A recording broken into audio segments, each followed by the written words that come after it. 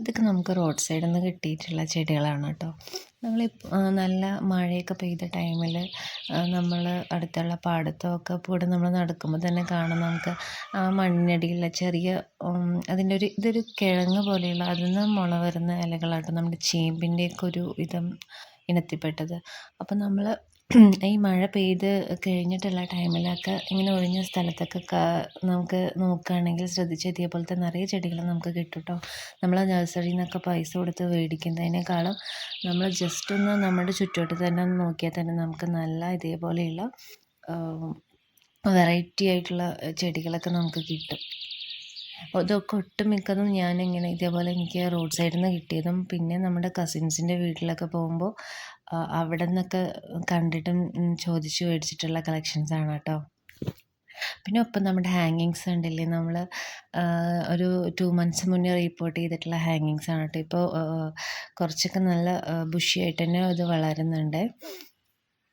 പിന്നെ ഈ ഷെഡിലുള്ളത് വെയിൽ കിട്ടാത്തതുകൊണ്ട് അതിന് കുറച്ച് ഇതുണ്ട് കേട്ടോ, ചെടികൾ ഇലയൊന്നും വന്നിട്ടില്ല. അപ്പോൾ നിങ്ങളെപ്പോഴും ചെറിയ തോതിലുള്ള ഇതിപ്പോൾ ഞാൻ ഒരു ദിവസം മുഴുവൻ പുറത്ത് വെച്ച ശേഷം വെയിൽ കൊള്ളിച്ച് പിറ്റേ ദിവസം രാവിലെയാണ് കേട്ടോ ഞാനിത് ഷെഡിലേക്ക് മാറ്റുന്നത്. അപ്പോൾ ഞാൻ ഇത്തവണ ഷെഡിൽ വെച്ചില്ല, പകരം ഈ മാവിൻ്റെ താഴെ ആ ഒരു ഷേഡും ഉണ്ടല്ലോ, അപ്പോൾ അതിന് താഴെ ഇരുന്നോട്ടെ എന്ന് വിചാരിച്ചിട്ട് അങ്ങോട്ടേക്കാണ് കേട്ടോ വെച്ച്. അപ്പോൾ ഞാൻ ഇച്ചിരി വലിയ ഇലകളൊക്കെയുള്ള പ്ലാന്റ്സൊക്കെ ഞാൻ മാവിന് ചുറ്റോടായിട്ട് വെച്ചു. അപ്പോൾ അതിൻ്റെ ആ മാവിലോട്ട് അങ്ങനെ ചാഞ്ഞ് അതിലോട്ട് അങ്ങനെ കയറി പോകുമല്ലോ എന്ന് വിചാരിച്ചിട്ട് അതോടെ ചേർന്ന് വെച്ചു കേട്ടോ. പിന്നെ ബുഷിയായിട്ടുള്ള ബാക്കിയുള്ള പ്ലാന്റ്സൊക്കെ അങ്ങനെ മതിലോട് ചേർത്തി നിരയാക്കിയിട്ടാണ് കേട്ടോ വെച്ചത്.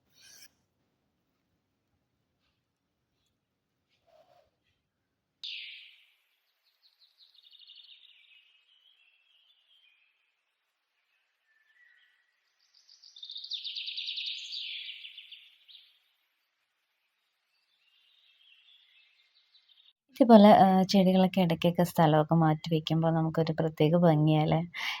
നിങ്ങൾക്ക് തന്നെ തോന്നാറുണ്ടോ? എനിക്ക് ഇതേപോലെ ചെടികളൊക്കെ വേറെ വേറെ ഭാഗത്തേക്കിട്ട് ഇടയ്ക്കിടയ്ക്ക് ഒന്ന് അടുക്കി പെറുക്കി വയ്ക്കുമ്പോൾ എനിക്കൊരു സാറ്റിസ്ഫാക്ഷൻ കിട്ടാറുണ്ട് കേട്ടോ.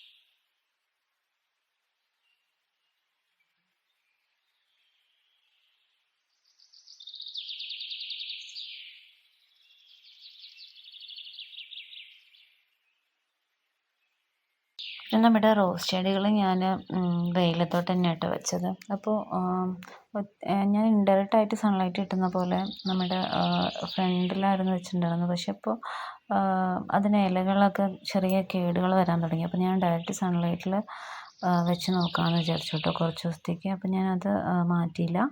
പിന്നെ പ്ലാന്റ്സൊക്കെ നന്നായിട്ട് നനച്ചു കൊടുത്തു. ഇനി അടുത്ത വീഡിയോ ആയിട്ട് കാണാം കേട്ടോ. Okay, by.